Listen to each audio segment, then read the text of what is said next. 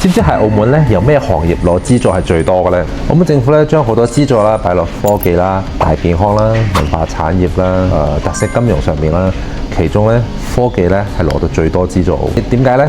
科技推動人類文化進步啊嘛。只有你自己技術嘅原創啊、積累啊、研發等等咧，都支持校企合作，都有額外資金可以俾大家去攞嘅喎。其實每年咧，澳門科學技術發展基金咧最高有2000萬資助發放俾大家嘅喎。因為咧點解有呢方面資助咧？呢啲企業咧係重投資喺一開始嘅研發又好啊，去做 demo 啊，去完成打磨佢嘅產品先嘅。所以政府咧都會有呢方面資助，因為後期咧一旦佢專利啊、佢產品面世咗之後，就開始變現啦嘛。但係最關鍵呢啲初創企業咧，初頭嘅資金係最緊缺噶嘛，政府所以會俾呢方面嘅資助大家。咁你手頭上咧有啲咩自己嘅技術咧，有啲咩專利研發緊喺度創新做緊嘅咧，歡迎可以同我哋溝通下，睇下澳門有冇資助可以幫到你。